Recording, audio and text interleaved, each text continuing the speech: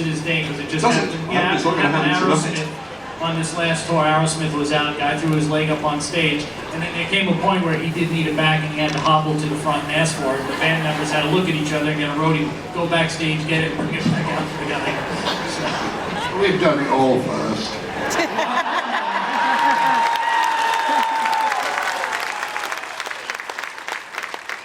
Graham, I want to know about flipping off the drum riser. What happened? Just missed your spot? Oh, well the thing about drums is they take up a lot more space than people think. And so very often they build the drum riser bit to sit on and it's barely big enough. And this one, it just had enough room. You had this, there was 3 legs on that particular drum stool. And I could just get it on the back and we were playing and things were going really well. And we came to the big end and I raised up like this to smash on it. Uh-oh. I'm going. My feet under the bass drum like this and try and set myself. I go over there.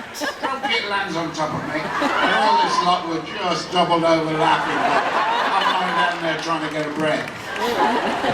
But we got a great round of applause. Another one I like, you know, you couldn't do this again in 100 years. We used to have what's called a voltage leveler, because the mellotron was very susceptible to voltage going up down, so we had a voltage leveler on stage. And I'm playing away, and as quite often happens, I just clipped the edge of the cymbal, and the stick flew out of my hand. So I'm diving down to grab another stick so I can carry on playing. The stick flies through the air and lands exactly on the off switch of the voltage. So I get up there, everybody else has gone silent, and I'm looking around and I thought, why they all stopped? And that some kind of feebly tinkled out. All right, our next question comes from a place you guys just recently played, South Africa. David Walton from Durban, KwaZulu-Natal in South Africa. He says, life on the road can obviously be very demanding. Do you follow any exercise or dietary program?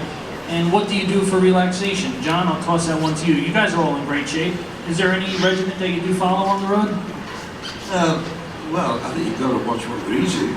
And for me, it's important if I'm on the road. I really do stay away from any meat products at all. Just keep... If there are any farmers here, I'm not against you at all. But I just find it's just easier to digest. And of course, we, you know, what's wonderful nowadays is every hotel has a great keep fit situation. So you can go to the spa, you can go to the workout, go to the gym, and you do that every day. And it's just, you just got to look after yourself. And I think if you listen to your body, it doesn't matter what you do in life. If you listen to your body, it will tell you exactly what you should be doing.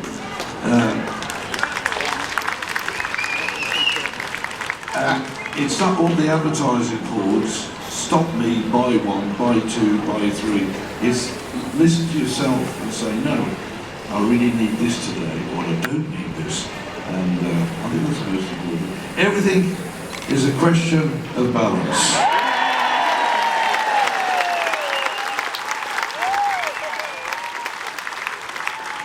Of course, I know that you're a golfer, and Graham, you're a golfer. There's a little mini golf here on the 15th deck. You need to let off some steam. Yeah, well, it's a long way from the beach. Last thing I won actually was a putting contest on a rolling ship, wasn't it? It was. We actually didn't have to putt the ball. We put the ball down and just rolled around the And for Graham, for you all these years traveling, is it something you enjoy? You guys, you know, go out in spurts throughout the year, so it's not 365 on, but... Not really. I don't really enjoy traveling very much because you're never anywhere long enough to enjoy the place. You just sort of get in that morning, bring the people, do whatever. But I do love playing live to people. That's why I do.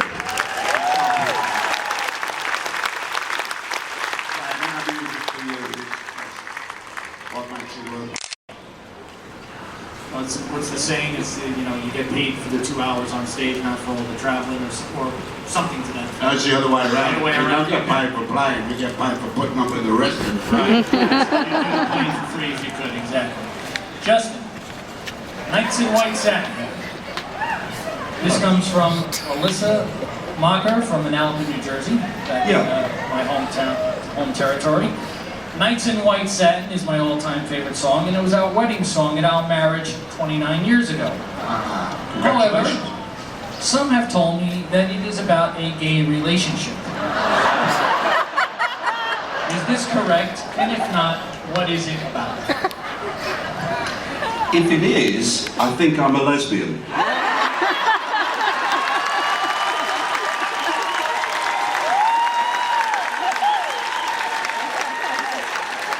And you wear the hat well.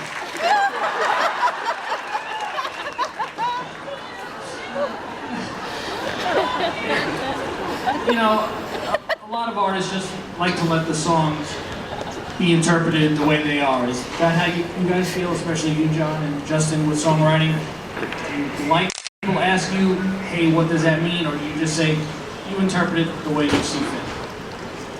No, it obviously comes from personal experience ourselves, and it comes from, you know, within my heart and about relationships and people around me. Often, not always, sometimes it's just a story.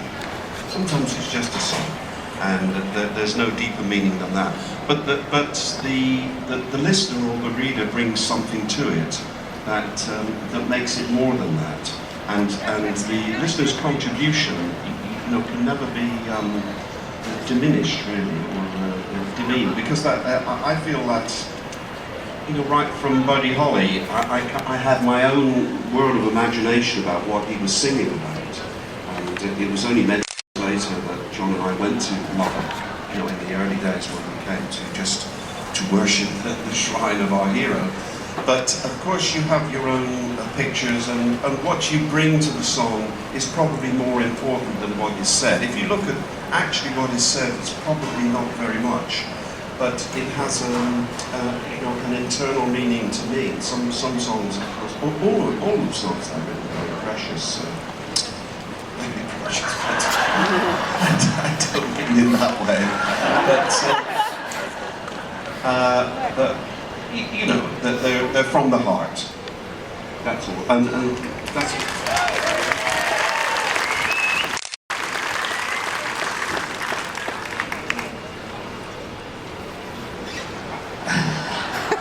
Sorry, I couldn't hear, so I don't know. Don't bother with that. You know, songs form the soundtrack of so many people's lives. I mean, obviously there are people here who can tell you, where they were the first time they heard Nights in White Satin. Well, I've learned I'm a lesbian. Thank you, sir. Well, you know, I still like it. But, so when you're up there performing and singing some of these songs, you know, so what I'm getting at is when they hear some of these songs, it takes them back. It takes them back to a certain time, certain place. For you, John and Justin, when you're singing these songs on stage, is it enough just to remember them, or do you sometimes find yourself going back to a certain time and place, whether it be where it was written or what inspired it? I think when you're on stage singing a song, you're actually living it right that second in time, and you're trying to deliver the song better than you've ever done it ever. And I'm not one of those people who go into the past. You know, it's all part of life's rich pattern, life's journey, and it's today that counts. It's like us being here now, you know, doing this live.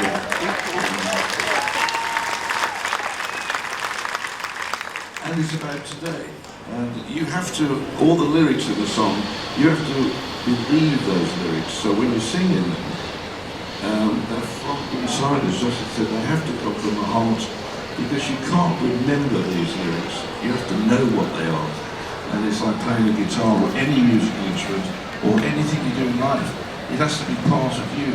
Whatever you do, it has to be an extension of yourself.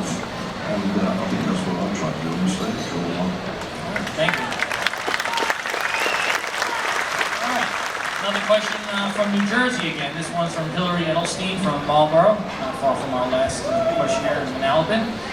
Graham, A lot of folks here on the cruise, if they've been caught any TV in their room, they've seen this documentary on Moody Blues that's being played on there.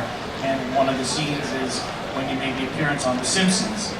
So, sticking with television, reality shows are all the rage. Would you ever consider doing a reality show? Could you see yourself doing one of them? Perhaps one of the music-based ones. Let me think. I wouldn't mind doing a reality show for Playboy Channel. I mean, guys, who hasn't dreamed of that, eh? No, I wouldn't consider it. I just think that is cheap television nonsense. The cameras getting loads, all of us. And not to rag on reality shows, but just to go to the music-based ones, what are your feelings on some of those shows like The X Factor and Idol? Do you feel that that's a shortcut for people, or should they, come up and work their way up the way so many of you bands who are still here today have done? I thought American Idol, for about the first 5-6 seasons, was great. Because it's always good to find a channel for people to go forward and become available to the public and get a chance. I think the format is getting a little old and tired, but then again, so am I, so what can I say? Yeah, I think, we got together and we learned to play our instruments because we wanted to play our instruments. And the stardom thing had nothing at all to do with anything whatsoever. We just wanted to get on stage and play our songs, and everything else happens after that. I think if you chase a dream which is so far away and you achieve it, not from hard work, you just achieve it, it'll disappear just as